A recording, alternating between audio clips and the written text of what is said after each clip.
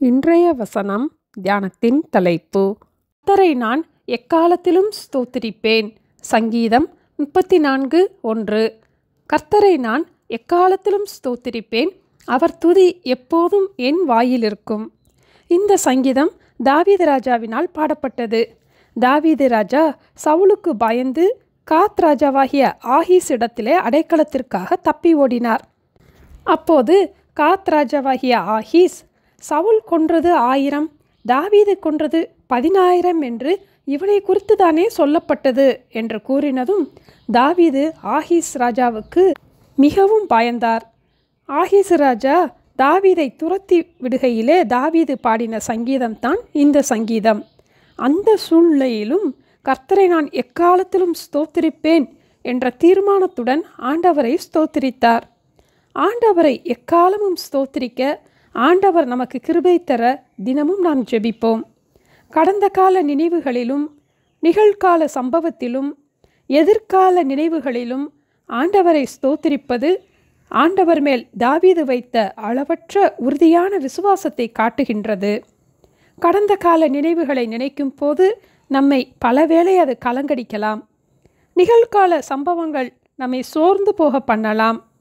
எதிர்காலத்திலே நடக்காத ஒன்றை கற்பனை செய்து நம்மை நாமே பயமுறுத்தி கொள்ளும் போது நம்மால் ஸ்தோத்திரம் சொல்லுவது முடியாத காரியமாகும். எல்லா பாரத்தையும் ஆண்டவர் மேல் வைத்துவிட்டு கர்த்தரை நான் எக்காலத்திலும் ஸ்தோத்திரிப்பேன் என்ற தீர்மானத்தோடு நாம் தேவனை ஸ்தோத்திரிக்க பழக ஆரம்பிப்போம். தாவீது போன இடத்திலெல்லாம் கர்த்தர் அவனை காப்பாற்றினார். சேனைகளின் கர்த்தர் தாவீதோடு கூட இருந்தார். நாம் ஆண்டவரை ஸ்தோத்திரிக்கும் போது ஆண்டவர் நம் கூட இருந்து நாம் போகிற எல்லா இடங்களிலும் நம்மை காப்பாற்றுவார். இயேசுவும் அவருடைய சீஷர்களோடு கூட சிலுவைக்கு போகும் முன்பாக ஸ்தோத்திர பாட்டை பாடின பின்பு ஒலிவமலைக்கு புறப்பட்டு போனார் என்று மத்தேயு 26:30 நாம் வாசிக்கிறோம். மரணம் அவரை தடுத்து நிறுத்த முடியவில்லை. 3ஆம் நாளிலே இயேசு உயிரோடு எழுந்தார். அவர் எப்பொழுதும் உயிரோடு இருக்கிறவராகையால் நம்மை முற்றுமுடிய ரட்சிக்க வல்லவராயும் இருக்கிறார். கர்த்தரை நாம் ஸ்தோத்திரிப்போம். அப்போது நாம் சமாதானத்தோடு இருக்க முடியும். தேவனுடைய பாதுகாப்பையும் நாம் பெற்றுக்கொள்வோம். கர்த்தரை நான் எக்காலத்திலும் ஸ்தோத்திரிப்பேன், அவர் துதி எப்போதும் என் வாயில் இருக்கும். ஜெபிப்போமா? எங்கள் அன்பின் ஆண்டவரே, எங்களை முற்றுமுடிய ரட்சிக்கிற தேவனாக நீங்கள் எங்களோடு கூட இருப்பதற்காக ஸ்தோத்திரம் அப்பா.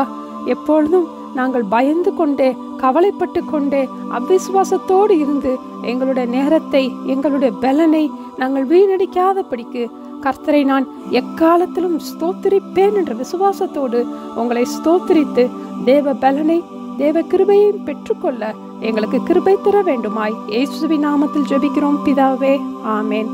Thank you. Have a blessed day.